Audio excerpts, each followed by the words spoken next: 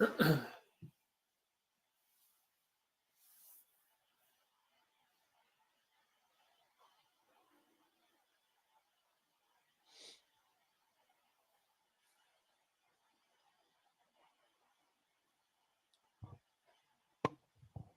right, give it a few minutes, see if people hop on.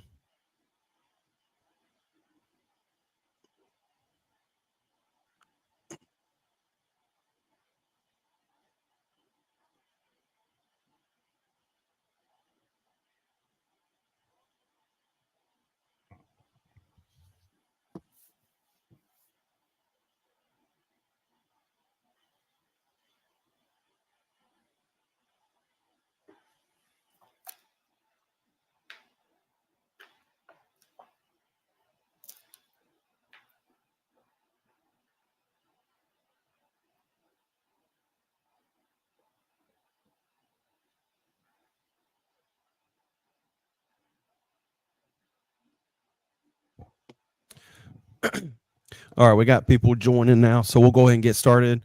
Welcome back to another live episode of Two Guys Talking Sports. Week 12 of the college football season has come and gone. Saw South Carolina win, I believe, their fourth in a row with a big time comeback. I guess you could say comeback win over the Missouri Tigers, and another, also a comeback win for the Clemson Tigers over the Pitt Panthers. Yep. It's a wild. The season's just getting crazier and crazier as you don't really know who the top teams in the college football landscape are, who's going to make it from the SEC. Does South Carolina realistically have a chance of making the college football playoff if they win out? Does Clemson still have a path to the college football playoff? Because they're definitely not out of the running for the ACC championship game. Yeah. So a lot to get into for this episode. We'll go ahead and start with the South Carolina Missouri game. Coming in, South Carolina had not beaten Missouri, I believe, in 5 years.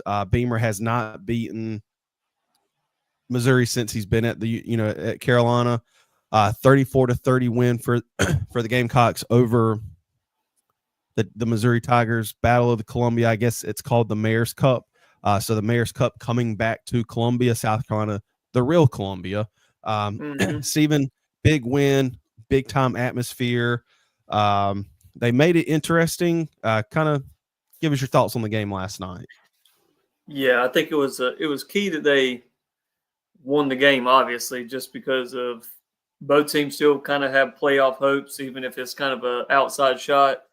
But really and truly, just in the grand scheme of things for Shane Beamer and just them trying to change the culture of South Carolina, I think this was a pivotal win because you've had the big time wins this year. You've had some heartbreaking losses, even though you weren't expected to win those games, you were in them, should have won them, whatever.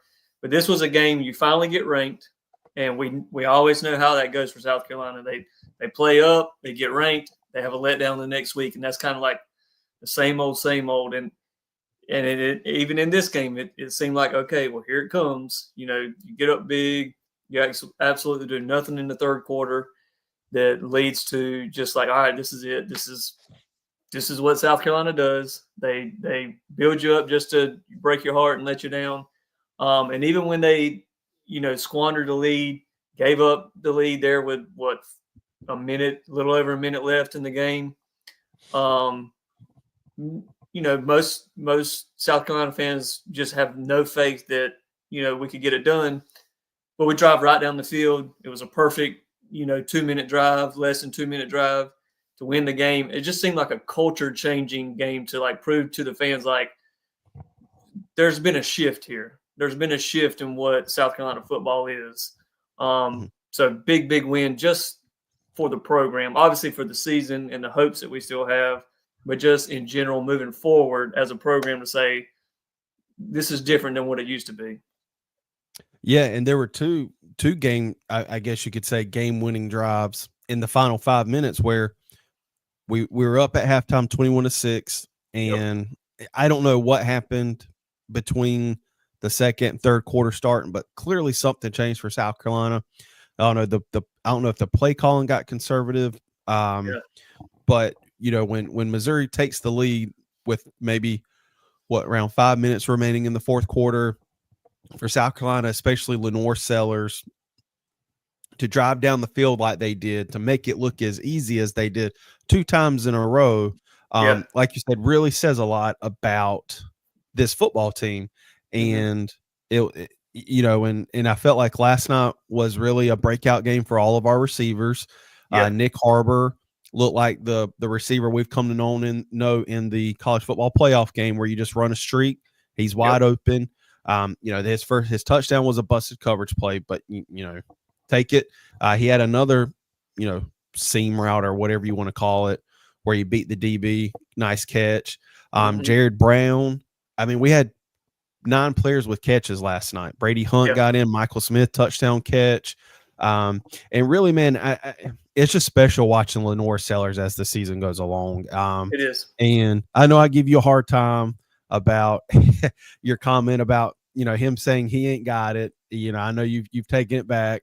It's just fun. And look, and he has come and each week proved that. And I said that then. I was like, look, I said the comment, he ain't got it multiple times. And at the time I felt that way, but also like you said, he's just kind of got to grow into it.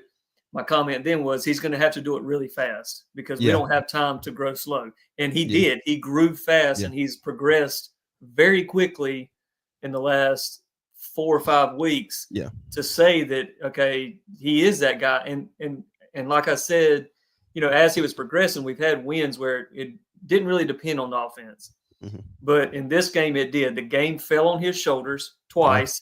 And both times he came through clutch to say, look, I've grown from that player that didn't have it then. Yeah, he's definitely got it. He's one of the top quarterbacks in the SEC right now. Yeah. I saw a stat earlier today. I'm going to read it off for you. This is Lenore Sellers against the blitz in the last 4 games. He's 29 of 41, 545 yards, 0 sacks, 0 interceptions, 7 touchdowns, and a 63% touchdown rate. And he's got a passer rating of 152.7.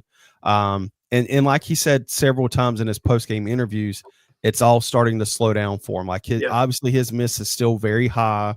He had that one drive where there was the strip sack, which we recovered, but then the next play throws an interception, and his miss is always high. And unfortunately, we just don't have the receiving core where you can afford to have those misses, because outside of Nick Harbor and Mazio, our receivers are 5'10", 6 foot. Well, except for, and I wanted to mention this guy too, because he came up huge. It was, Delvion Campbell, he's a tall guy. And if you can start to depend on somebody like that, that's just one more guy with some height. But I mean, like you said, we had 9 different receivers catch passes, and it seemed like it was guys that I think Campbell had 5 catches coming into this game. And then he comes up with it wasn't just catches. I mean, they were critical moments. Oh yeah, that he made those catches. I think there were those 2 back-to-back drives at the end of the game.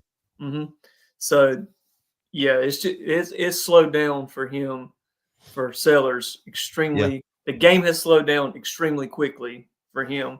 Yeah, and I think too that the offensive line has kind of found some momentum in what they're doing. I also think that we've just found the play calling and the offensive scheme to run with the type of players that we have. Yeah. That has also allowed, Rocket Sanders to kind of break out in the last few games. I know he didn't have his best game yesterday, but still had 53 yards, and some, key runs. 100 yards overall after, receiving yards and everything. Just having him, that's allowed Sellers to progress and kind of let the game come to him. And I think that, what he's done in the last 5 weeks from that Alabama game just shows just how much the coaching staff has put into him, but how much he's put the work in to make sure that he's the best that he can be. Yeah, and let's not discount Missouri's a dang good football team. They hadn't had the quarterback the past several weeks, and Brady Cook, and excuse me, and I wish he wouldn't have been back last night, because I swear, man, he is just like the Achilles heel for the South Carolina Gamecocks. Yeah. Missouri as well. I feel like he's been there for 7 years now. And, Missouri finally had some players get healthy. Their running back, last name was Noel, was healthy. He ran all over us.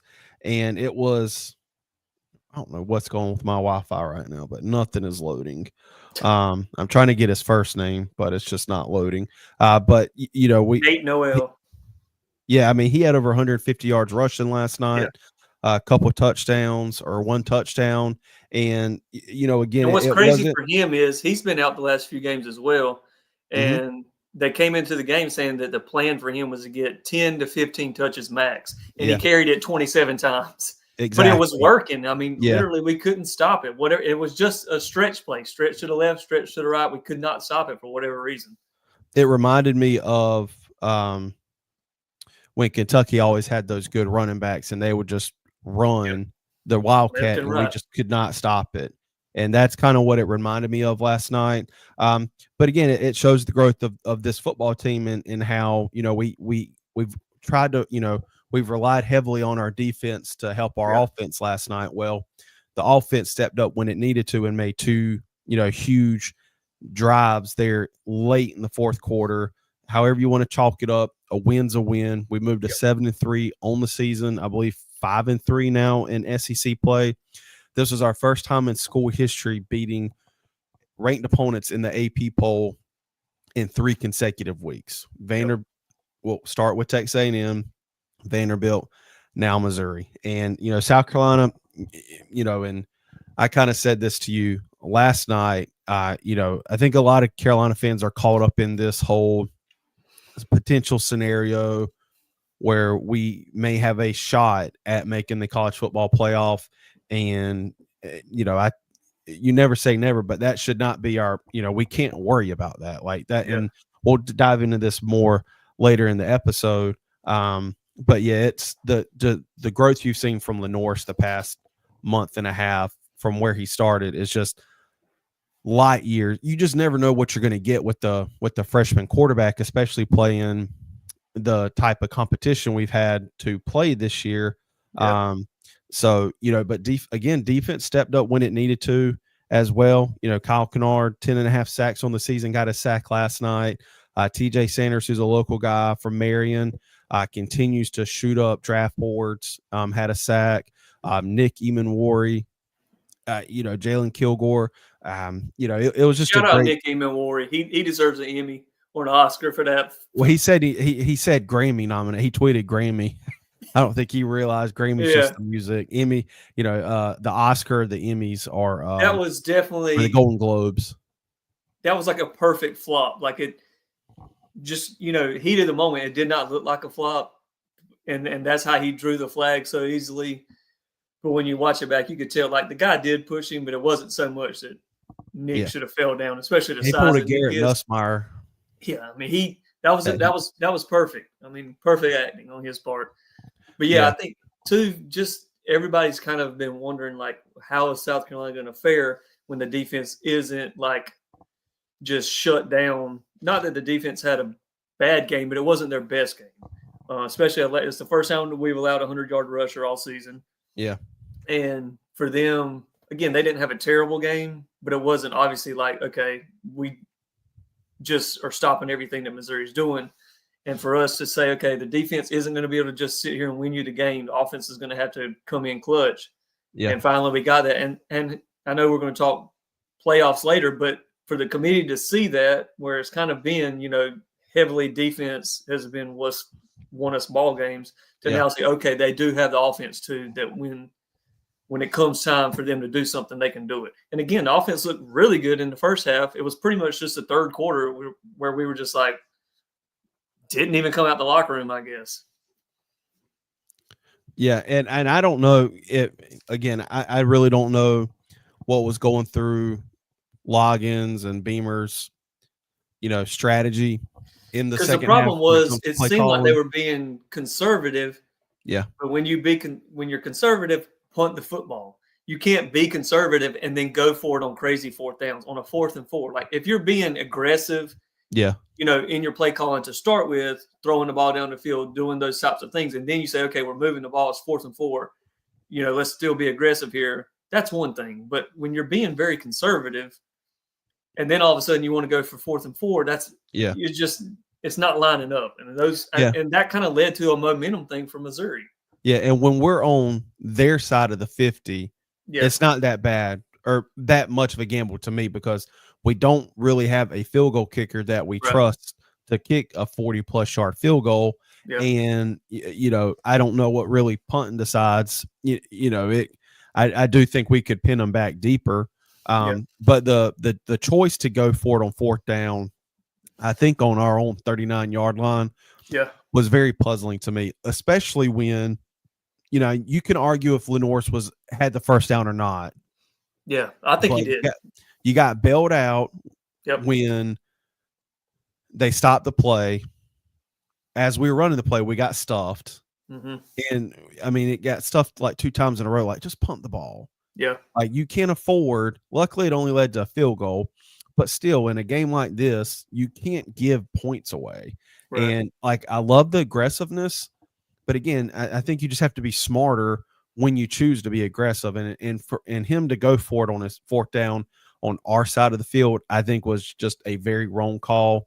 It's easy to look back in retrospect, but that's just what we have to expect with Shane Beamer. Like, he's going to be aggressive, and that's just something we've come to know, over the past 4 years, and especially this season where we are, we don't have to be as aggressive because we are a good football team, Yeah, and sometimes it's going to bite us in the butt. And it happened against Ole Miss, and it set the tone for the game.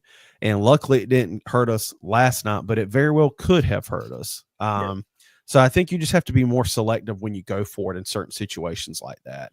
I just And think too, you gotta if you're being aggressive on first, second, third down, that's one thing to then go for it on fourth down. And if the offense was clicking the way that it was in the first half, yeah, like when we went for it on fourth downs in the first half, like the offense was moving. Like mm-hmm. analytics say, everything tells you, hey, you're moving the ball here. Let's keep it going.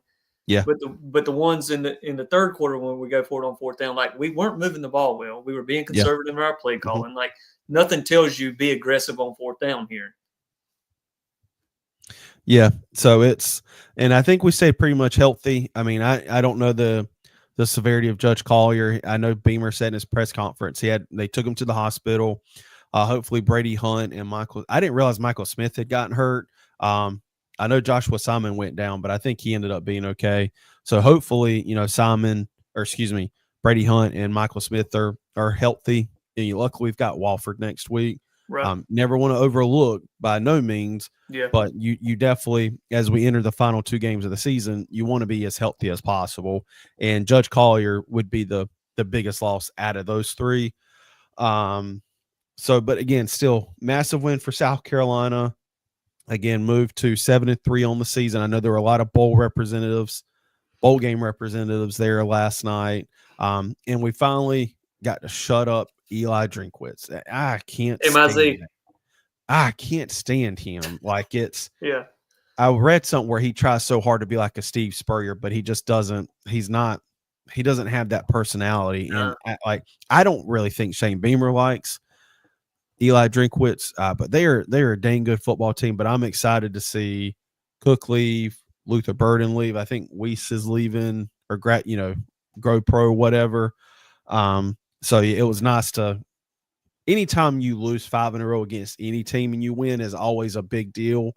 But beating Missouri, and especially the way it happened, that final touchdown by Rocket, that place was rocking. I mean, you could feel the intensity through the television. Yeah. And I saw where Rocket also, he said when they were in the huddle and he heard that play call come in that it was a shovel pass, that he looked over to Jared Brown. He was like, I'm scoring on this. Like, there's nothing going to stop me from scoring. And that was a gutsy And I mean, call. he ran over 6 people to get in there. You could tell, like, once he ran over that first person, like, there's nothing stopping him. Once he got past the virtual first down marker, I was like, oh boy, something good's about to happen. Yeah. But again, I think that just goes to show you the growth of this football team. If we sat here and had a conversation about what the expectations were for this football team in July, it would be nowhere close to the conversations we're having right now. No. And I think that's a lot of that is why people are so excited that we're even like have this outside shot of playoffs, and that's why people keep coming up and I'm one of them, keep making an argument for South Carolina, because after that Old Dominion game, we were looking at the schedule like, how do we even get 4 wins here? Like the way that we looked against Old Dominion that first game, you're just like, this is going to be an awful year. And then for it to just completely turn around to where, like, okay, we got a very slim outside chance of making the playoffs. Yeah. So just kudos again to Beamer and his staff and how they, again, I think that it's been a culture change this year. And just bringing in, recruits see this, transfers see this. I know the portal's going to be opening in about a month. So yeah, it's also going to be big to keep guys from transferring as well. Yeah. And again, it just goes to show you that it takes time to build the culture that you want. Like in today's society, it's all instant results. Like we want it to happen now. We don't have the patience. And sometimes it does take a little bit of patience. It's year 4. Rome wasn't built in a day. Like you have to allow time for stuff to grow and kind of marinate. And you're seeing the benefits of it the way the second half of this season has gone, or heck, even, since the LSU game, how this season has gone. So yeah, kudos to Shane Beamer and his staff. After this game, Stephen, what was your main takeaway from the game and kind of how this season has gone? Just what I said, a culture change. Because like you had zero faith as a Gamecock fan. Like once you blew that lead, it was just like, all right, well, this is the same book that we read every freaking time, that we finally think that, okay, we're getting good. Okay, they ranked us. And then it's just complete letdown every single time. But it seems like the players didn't flinch. The coaches didn't flinch. They just said, okay, let's go win the game. And that's what they did. So I just think that and Beamer's mentioned it too, like the culture's just different now. And it's something, like you said, it takes years to change things up, get your guys in there, get your way that you want to do it. And I think that they've finally gotten there. But yeah, each week you have more and more faith in the team. Obviously, we've seen defense all year. But again, I wanted to see what's going to happen when the defense doesn't play stellar and the offense has to go win the game. They did it twice. They beat a team that we haven't beaten in 5 years. They beat it, they won a game when it was everything told you it's the same old Gamecock letdown. So yeah, the big thing for me is just the culture is different. Yeah. Yeah. And that goes to the seniors. I think it just shows this team can compete. There was a lot of talk about Missouri maybe should have not been ranked, and like I, mentioned at the beginning of the episode, where they weren't very healthy. They didn't have the quarterback for a while. They didn't have their start running back for a while.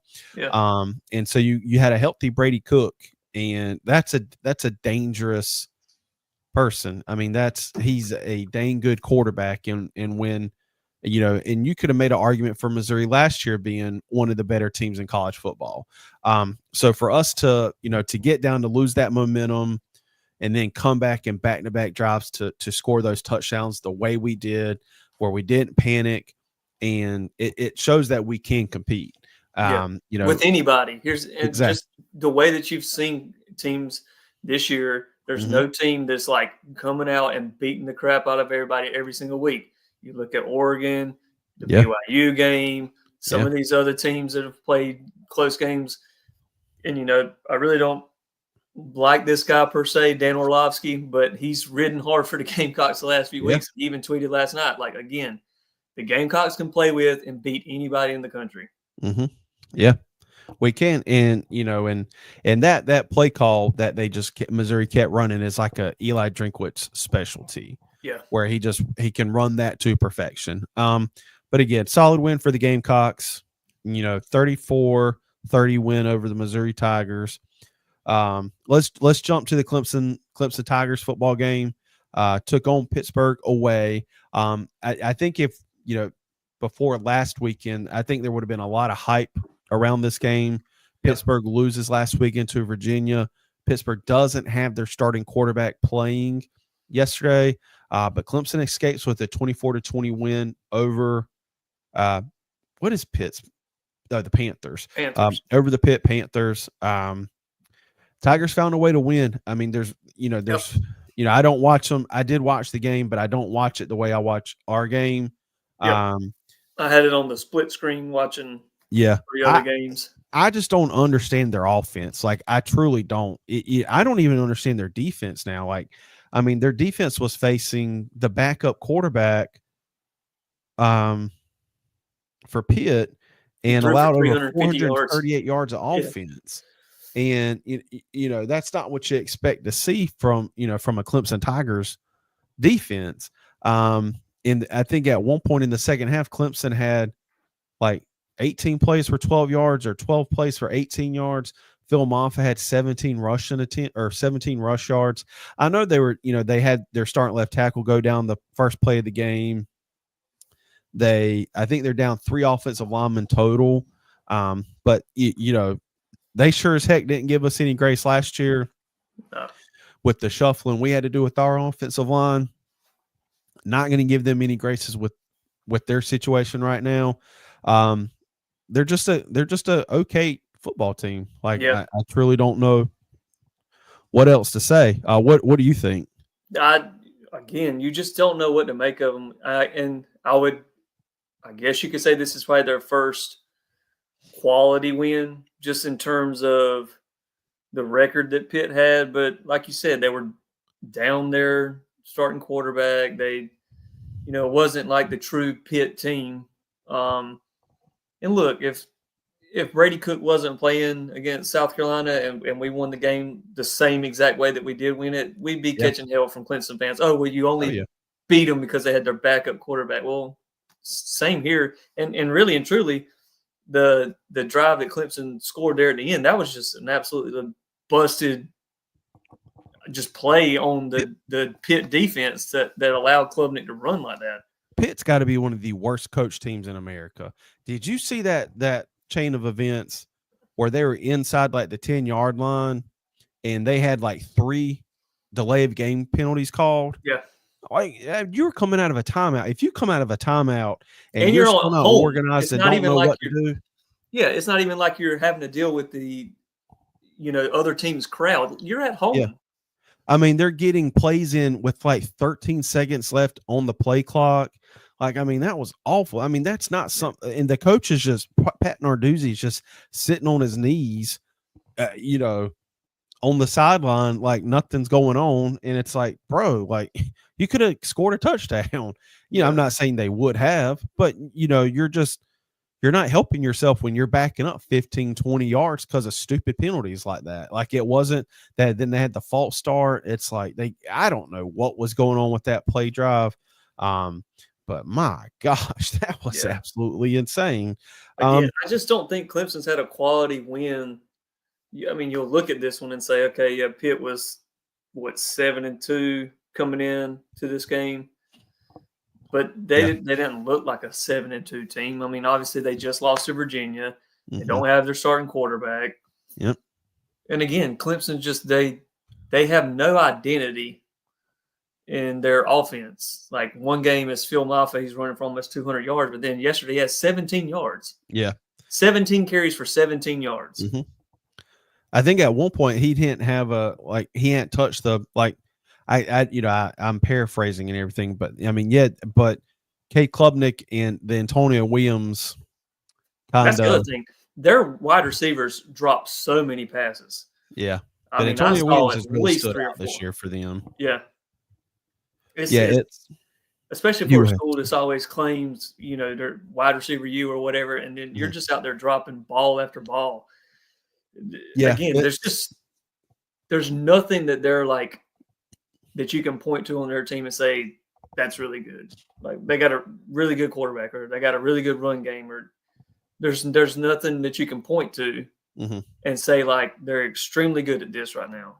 Yeah, I agree. Yeah, it's it's I don't know. Their offensive line's clearly struggling. They allowed 5 sacks yesterday.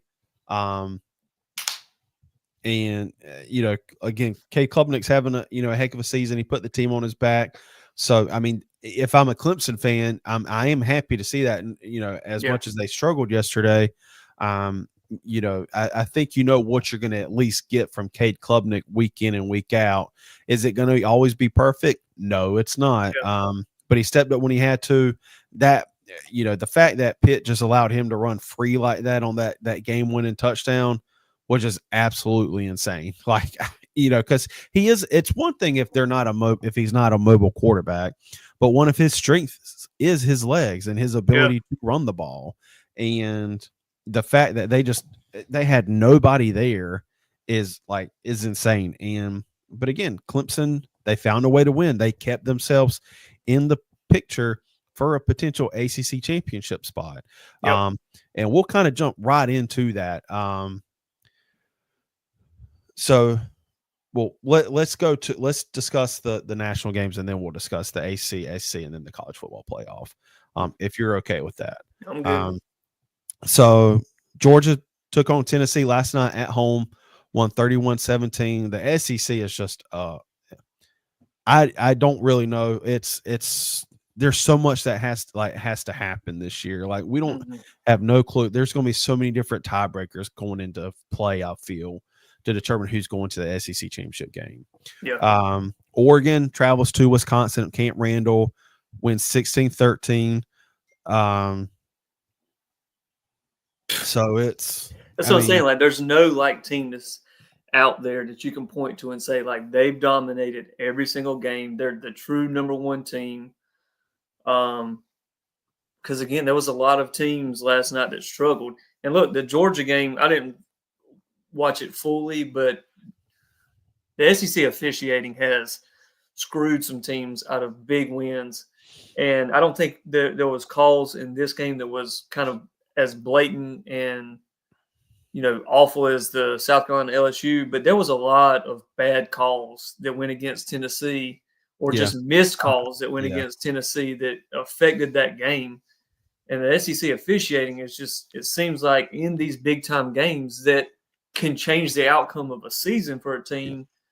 Well, like over the past 5 years, several years, the SEC officiating used to be the pinnacle of college and collegiate referee, and now it's one of the worst. Like, it's awful. Yeah. And the thing is, there's just no accountability for referees. There's not.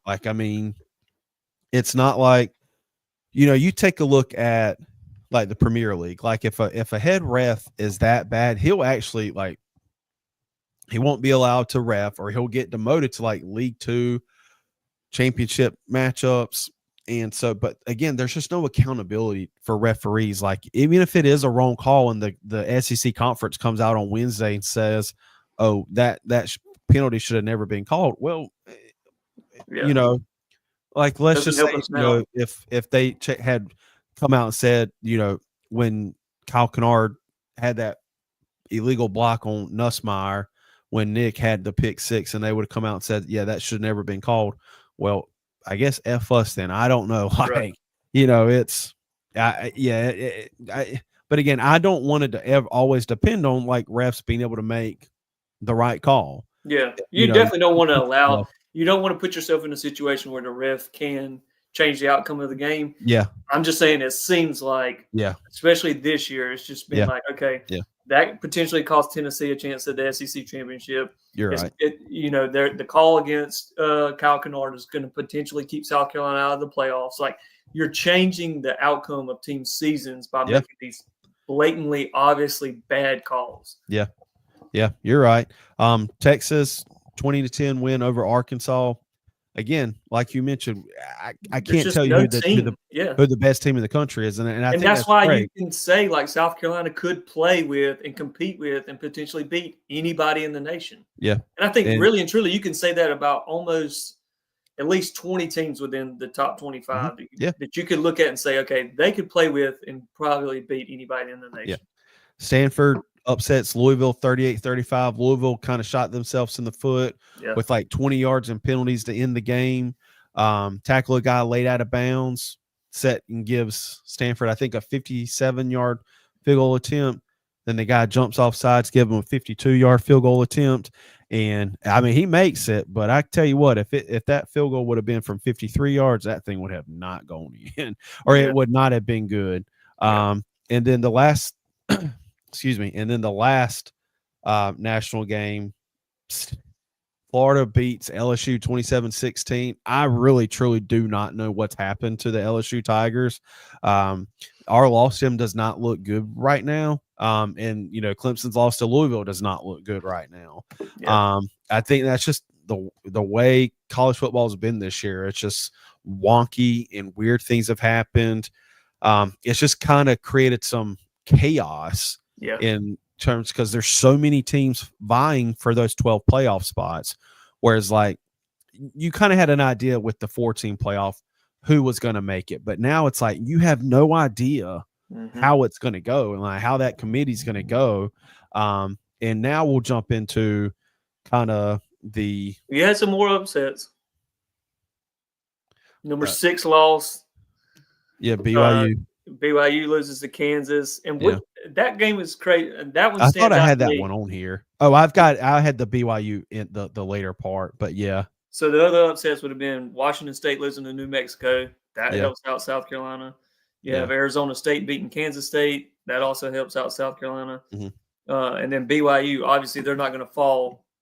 I mean, it's tough to say because what really that game alone.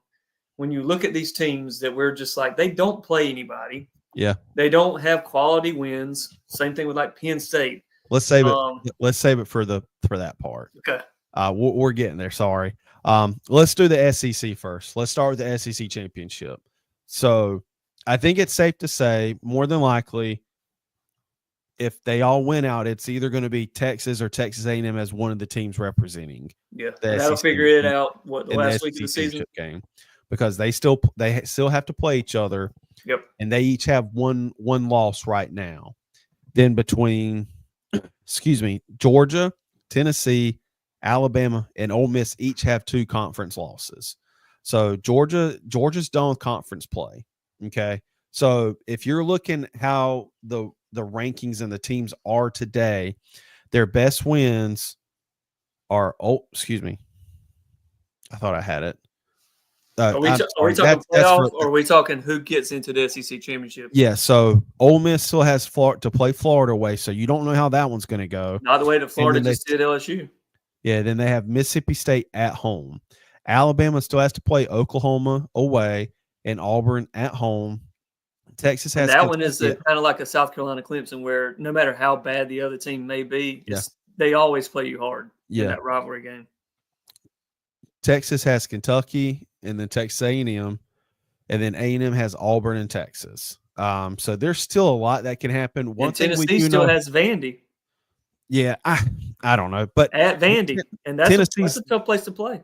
I don't think Tennessee has a I don't know. I don't think they have a realistic shot because with tiebreakers and everything.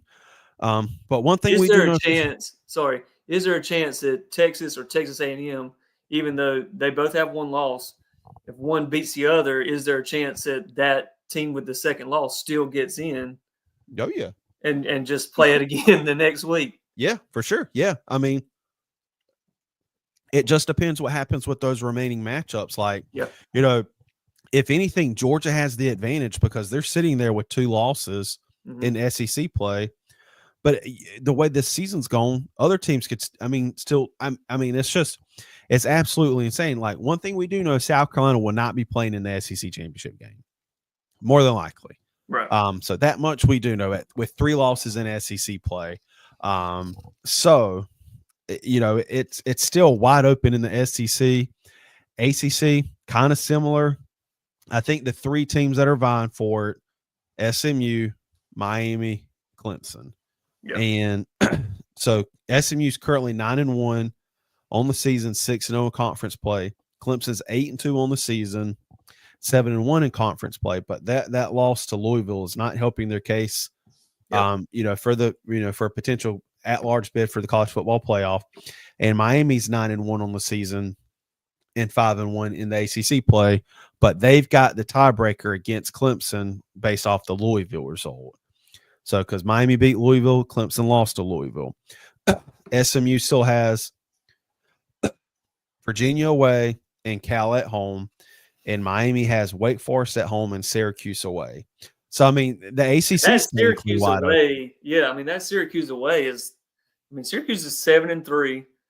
Again, Miami hasn't really. They don't have any what I Their would say defense is quality awful. wins. Their defense is pathetic. Yeah, but just play. I mean, Syracuse away. It's one of those stadiums where it's just that's a tough place to play, no matter Clemson's had kind of tough how. times. Yeah, no matter how that's going. So I mean, realistically, you could see, Syracuse coming out victorious there. Because again, Miami, yeah, they're number 9, but there's nothing about their schedule or their wins that say they're not the best team in the nation. Yeah.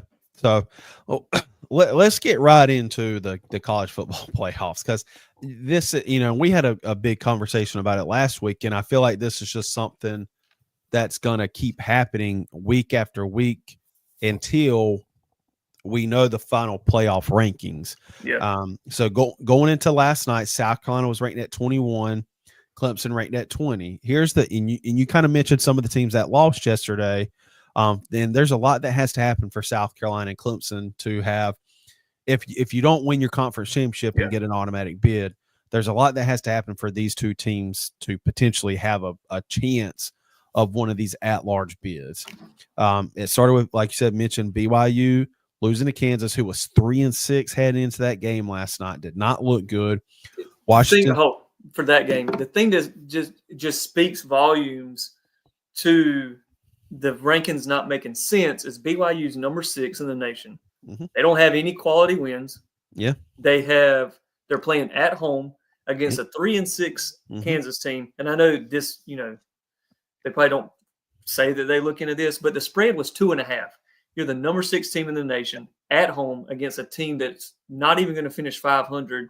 Yeah. And you're only a 2.5-point favorite, which, from all that I've read on Kansas was they kind of had a bad start to the year, and then they've kind of turned it on here of late, which is kind of scary because Kansas is going to play some other top 25 teams here.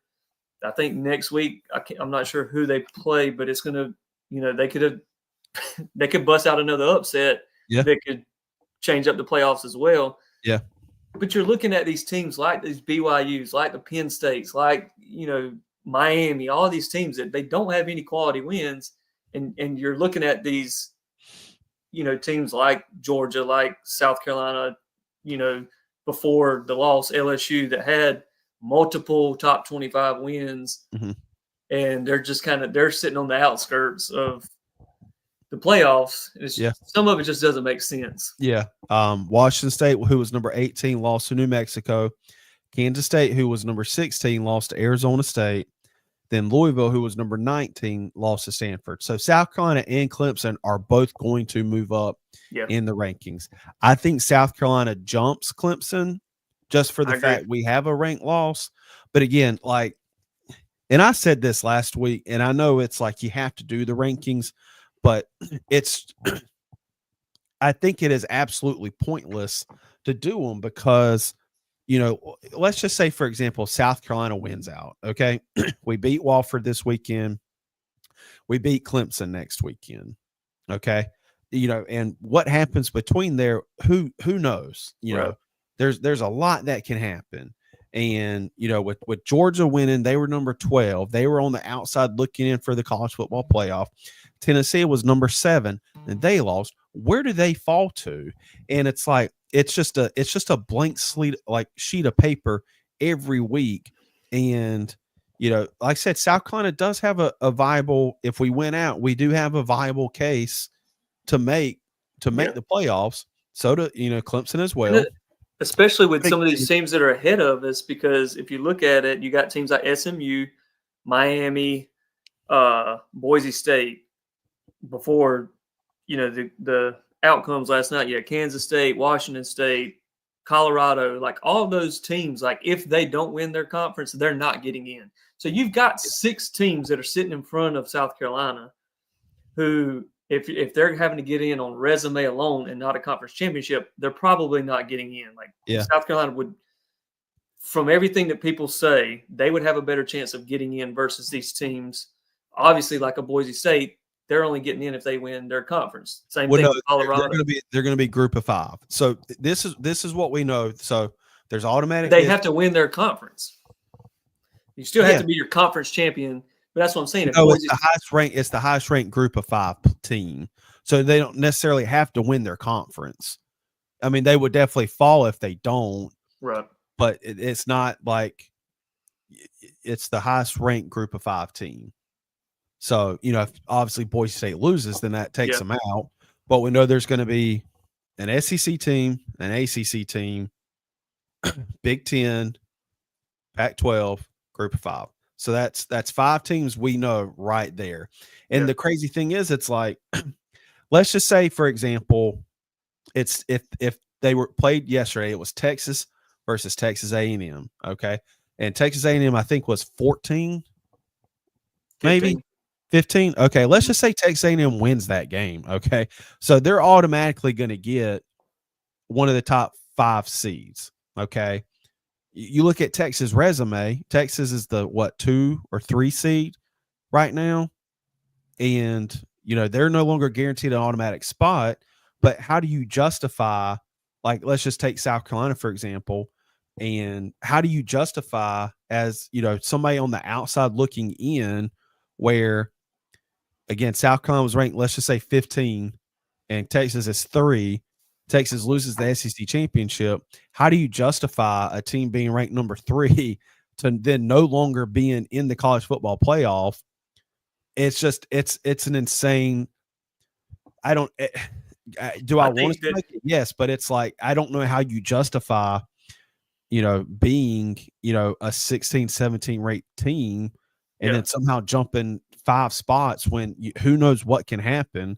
Notre Dame's probably going to get an at-large bid, which is insane to say. The fact that they are not part of a conference and just sit at home not playing, and like when other teams are playing in their conference championships, and it usually benefits Notre Dame, is absolutely insane.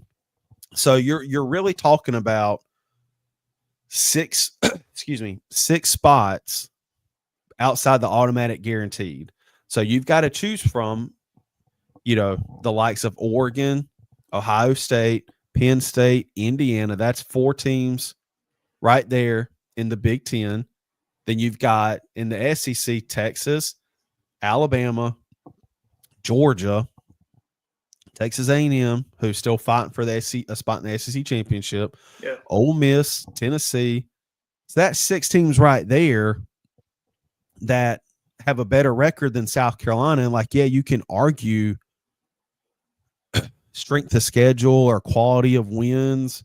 It's just, that's what I just don't like about the rankings, because it makes it so much harder to justify how teams just move as quickly as they do. And there's no rhyme or reason or set formula to dictate where these teams go. Because again, you don't even know who the potential top 5 seeds are going to be. Right. Again, Texas could be the number 1 team overall heading into SEC championship weekend playing. And let's say they play Alabama, who's number 9. Well, and Alabama wins. Well, guess what? Alabama's going to be one of the top 5 teams. And where does that leave Texas? Right. So it's just it's creating so much chaos. Like, South Carolina definitely has a case to make, but a lot has to happen in order for us to even be considered, in my opinion. Because like you've mentioned before, you start arguing strength of schedule, quality losses, or quality wins, who you've lost to. And I don't know. Like, I don't know how, I don't know what you're going to do. Jordan Rogers said last night that the committee has said that they actually put more emphasis on quality losses over quality wins. And because they want to know, they want to know more. Okay, obviously, if you may have one team now that's going to finish undefeated, Oregon could potentially finish undefeated. Other than that, everybody's got a loss. Yeah. So now you're going to look at, who did that loss come to? Mm-hmm. And how did the game go? And you got South Carolina sitting there with 2 of their 3 losses against top 25 teams by combined of 5 points. Well, not anymore. LSU is going to be out. But at the time, it would still be considered a loss against a ranked team, because at the time. But they're also going to look at how that team looks now. Right. Well, you also got to look at how South Carolina looks now. Yeah, I get it. If you got teams, I think, like I said, I think it's better for South Carolina that your losses came at the beginning or the first half of the season than to come at the end, because you don't want to Yeah. be losing now. You don't want to be losing when the committee's looking the hardest. You want to be Yeah. getting these quality wins, which South Carolina so far has been doing. And Yeah. you've had some teams that's kind of stumbled here, just like Georgia last week. Obviously, they pick up a big win this week. So then you got Tennessee, who says, okay, they don't really have like a staple. I'm trying to think of who they've beat that would be like a staple win. That's what I'm about to get into now. And so you got a team like Tennessee who, I mean, do they have like a staple win where you're just like, okay, they beat this team? So their most impressive win is Alabama. But they've also lost to Arkansas and Georgia. Right. So let's look at like the top teams.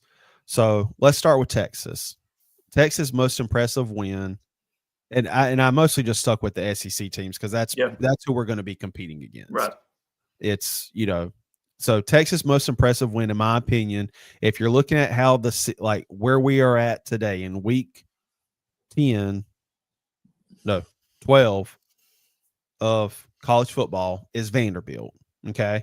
So Texas did beat Michigan, but Michigan is not any good. No. They beat Oklahoma, who was ranked, and at the time Texas played Michigan was ranked number 10. Texas also beat Oklahoma, who was ranked 18 at the time, and they are no longer ranked. So those two wins right there do not look good. Right. And then we'll go to Alabama. Most impressive wins: Georgia, Missouri. The LSU win just doesn't look as impressive anymore. Yeah. In my opinion. Ole Miss, most impressive win to Georgia. They also lost to Kentucky and LSU. So those two losses do not look good for them. And then you move on to Georgia, who beat Texas and Tennessee, but they lost to Alabama and Ole Miss. Then Tennessee, most impressive win, Bama, but they also lost to Arkansas and to Georgia. Then A&M, their most impressive win is LSU. And I guess you could maybe say Missouri. Who knows? Yeah. LSU losing to Florida last night does not help. And so I again, and you've got South Carolina, who's, we beat A&M, Vanderbilt, Missouri 3 weekends in a row. Beat Texas A&M, we beat Oklahoma. Mm-hmm. And so I don't know. It's just there's 6 teams that I me personally think have a better resume than us. And like, I know, and it's just the 3 losses, man. Like, it's harder to argue for somebody that has 3 losses when you've got teams that have pretty daggone good wins, but then their strength of schedule. So I just don't know. Like, it changes every week, so you don't know. You don't know go about it, and that's not the most frustrating thing, but that's just where it's such an open-ended conversation, because you don't know what they're going to be thinking on a day-to-day basis in a week. You don't know what is the most what part of the resume is their most putting the most emphasis on. Is it the quality wins? Is it, okay, let's look at your losses. How did you lose? Is it strength of schedule? Is it how are you playing right now? Because if you wanted to look at those 6 teams and say who is playing the best football currently, throw the records away. We'll just say records make everybody the same. Yeah. Even if you have 1 loss or 3 losses, we'll just say between these 6 teams, that's who we're considering. Take out records. Okay, who's playing the best football right now? You would have to put South Carolina at the top of that list just based on how they're playing right now, currently. Mm-hmm. Because you've had the teams like Georgia, Texas A&M, that have lost here recently. Tennessee, this lost recently, where South Carolina hasn't. South Carolina hasn't lost in 5 weeks now, going back to Alabama, or 4 or 5 weeks that they haven't lost a football game.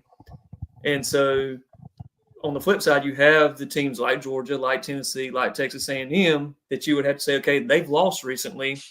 And a team like Texas A&M has an opportunity to lose again. And some of these other teams do too. Like you said, I'm not sure who it is. Who do we haven't lost since October 12th to Alabama again. So over a month that you haven't lost. So if you look at that, if you say take records out of these 6 teams that we're considering, who's playing the best football right now? Mm-hmm. you would have to put South Carolina at the top of that list. Now, but again, if you want to say, okay, throw records back in, okay, then yeah, some teams have a better resume.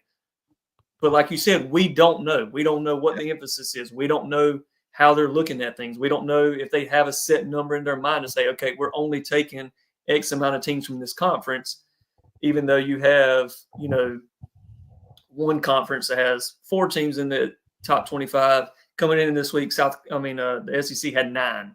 Yeah. And again, and some of those, the rankings, where you put South Carolina, technically you have 4 or 5 teams ahead of them who only have one shot.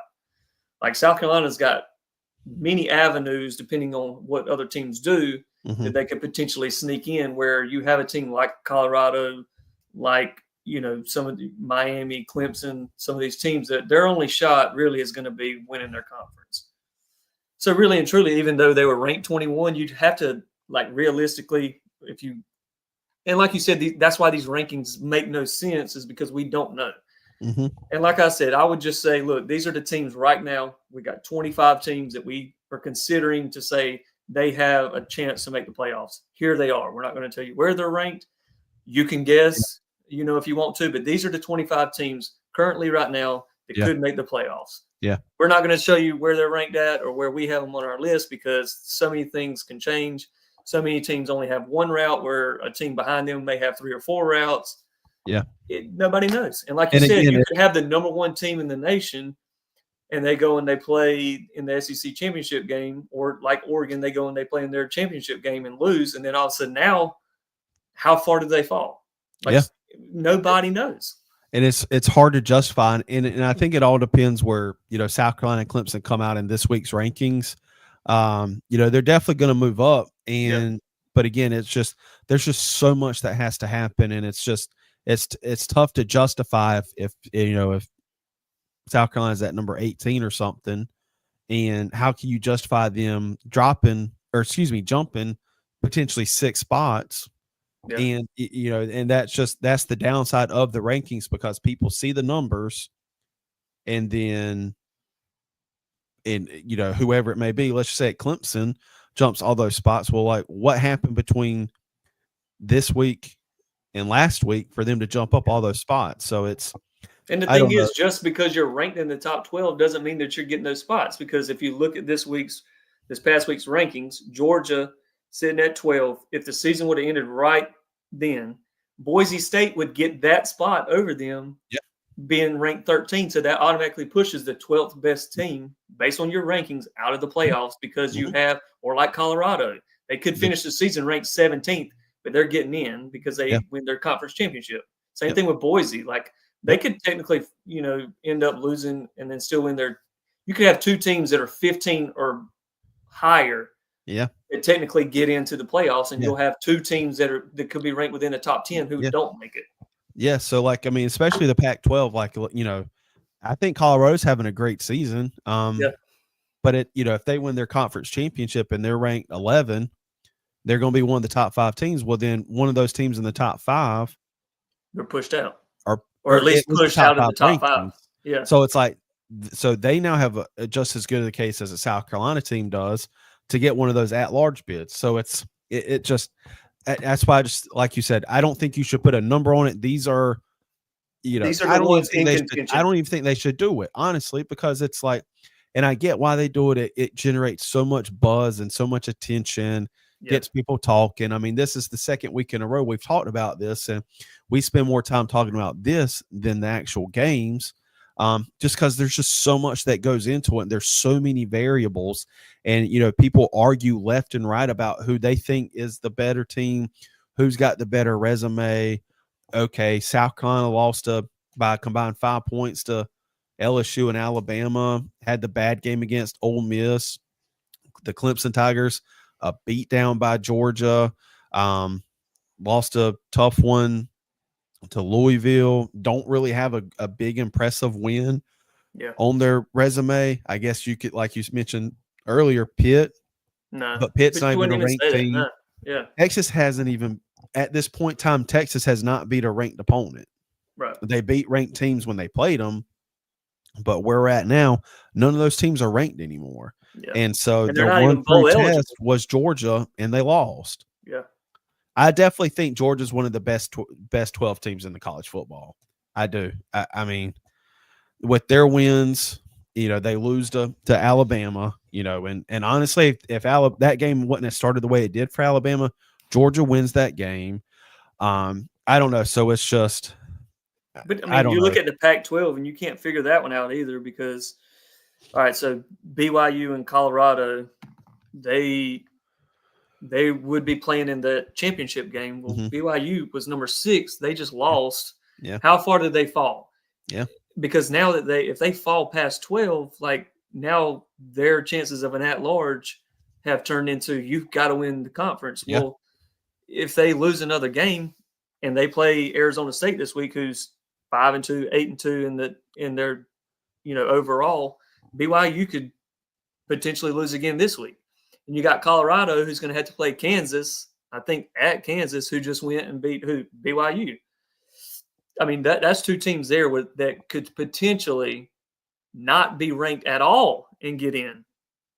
I mean, if you look at a Colorado, if they lose this week and they fall to 24 or 25 and end up still winning their conference, I mean, they're jumping all the way up to potentially a top 5 seed, and they could potentially be 25th or not even ranked.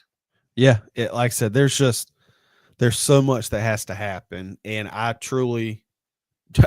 just don't know how it's going to go. And it's going to make the next 2 weeks very interesting because there's still teams that are playing SEC games, or there's still teams playing. We got to look. Who was it that's playing Florida this week? What's that? Who is it that's playing Florida this week? Tennessee? Texas. I mean, but Texas you still hasn't looked dominant. I mean, you've got Ohio State playing Indiana this weekend. Yeah, or that's going to kick Saturday. One of those out because if Ohio State beats Indiana, and then you look at Indiana, even with one loss, they don't have a ranked win. They haven't. This is their first ranked game, I'm pretty sure. Yeah, but it's just, I don't know. It's hard to argue a team that's got, and I'm just speaking from South Carolina because I feel like that's the point of this conversation is how does the Gamecocks play into this? I just don't know how you can say, I don't know, a team with one loss compared to a team with 3 losses. And I know, strength of schedule, who they play. Because Indiana's strength of schedule is 100th in the nation. South Carolina's is 8. It's not a tough schedule. Yeah. And so it's like, but again, like if they're, say they play Ohio State really close, let's say they lose by a touchdown or something. Yeah. And because they were top 4, top 5 team, so they're not going to drop that far. And so I just don't know what let's can say happen. They get blown out. Like, do they drop? I mean, if they get blown out, that's a different story. But like, if they don't, I don't see how you justify dropping them under a South Carolina or under a Clemson.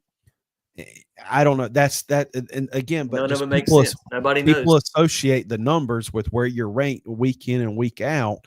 And if there's a huge shakeup, it's hard to justify if nothing really happened. Yeah. If they lose, let's say they get beat by 62 points, it makes it a little bit easier to make that argument. Okay, well, this team benefited off not playing a tough schedule. And then when they played the tough schedule, they got demolished. This is what they look like. And that was the argument people had with Ole Miss in the past couple of years under Lane Kiffin, where they would dominate the teams they're supposed to, but when they would play the tough opponents, they would always tuck their tails and lose. Right. And so it's easier to make that argument.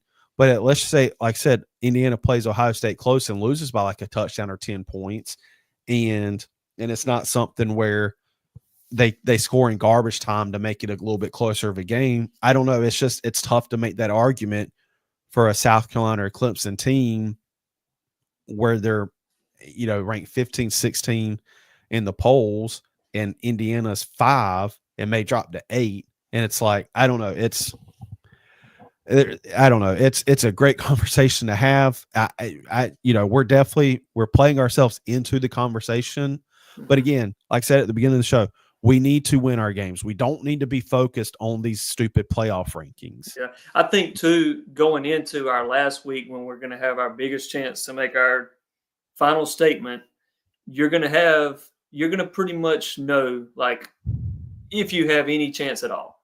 Because if you come in ranked 16, 17, if we come in ranked 15, I don't think that we will, but let's just say for argument's sake, you come in ranked 15th, you're going to have a lot of hype going into that last week. Well, especially that's basically the committee telling you, like, hey, show us one more thing and you'll be heavily considered if they put you that high up. Yeah, because again, with the teams that lost versus the team, and again, there was 2 games yesterday against opponents that were both ranked in the college football playoffs, and that was Georgia, Tennessee, South Carolina, Missouri. So there was only 2 teams yesterday that had ranked wins this week, and South Carolina was one of them. So you had teams that, even with their win, like a Clemson, wasn't that impressive, like you said, and I think so too. I can very much see us jumping them for starters in the polls. But then with the losses that you had within that, the 2 or 3 teams that lost within the 15 to 18, I mean, you could potentially jump up to 16, 17, maybe 15. If you come in at 15, there's going to be a lot of noise. Yeah. So let's, South Carolina's got Wofford next weekend. Clemson's got the Citadel. Let's just hopefully go ahead and chalk those up both for wins. And there's no telling where they'll be when at rank when we play each other in a couple weeks. Yeah. But I mean, if South Carolina does wind up, winning out and beating Clemson, I mean, we definitely have an argument, especially when you factor in the 12 teams. But again, you just don't know how the conference championship weekends are going to go. And you don't even know who's going to be playing there, because, like you said, Texas A&M that last week.